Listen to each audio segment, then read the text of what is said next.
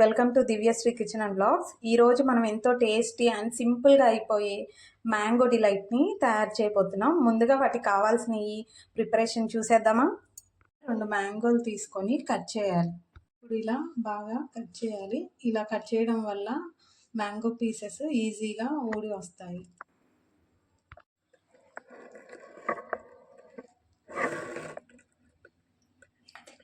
Mixie jar తీసుకొని ముందుగా cut చేసుకున్న మ్యాంగో పీసెస్ వేసి మెత్తగా మ్యాంగో ప్యూరీ లాగా గ్రైండ్ చేసుకోవాలి. ఇలా మ్యాంగోని ప్యూరీలా చేసుకొని ప్యాన్ పెట్టుకోవాలి. ప్యాన్ హీట్ ఎక్కాక 1 కప్ కోకోనట్ పౌడర్ వేసుకోవాలి.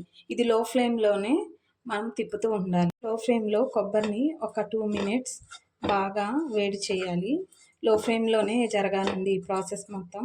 హై ఫ్లేమ్లో పెట్టడం వల్ల కొబ్బరి అనేది మాడిపోతుంది అండ్ టేస్ట్ కూడా బాగోదు. సో ఒక 5 మినిట్స్ కానీ 2 మినిట్స్ కానీ లో ఫ్లేమ్లో ఇలా బాగా కలుపుకోవాలి అండి. ఇలా బాగా వేయించుకోవాలి. ఇప్పుడు ముందుగా మనం మ్యాంగోని కట్ చేసి ప్యూరీ చేసుకున్నాం కదా, అదొక కప్పు యాడ్ చేయాలి. మ్యాంగో ప్యూరీ వేసినాక కొబ్బరి మ్యాంగో ప్యూరీ 2 కలిసేటట్టు బాగా కలుపుకోవాలి.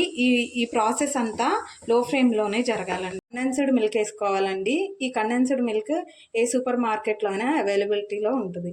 1/2 కప్ కండెన్స్డ్ మిల్క్ వేసుకోవాలండి. కండెన్స్డ్ మిల్క్ యాడ్ చేయాలి. యాడ్ చేసినాక మొత్తం బాగా తిప్పుకోవాలి. మీ ఇంట్లో 2 మామిడికాయలు ఉంటే ఇలా మిల్క్ డిలైట్ చేసి పెట్టండి. పిల్లలు చాలా ఇష్టంగా తింటారు అండ్ టేస్ట్ కూడా చాలా బాగుంటుంది. పేరులాగా కొత్తగా ఉన్నట్టే ఈ టేస్ట్ కూడా అంతే ఉంటుంది.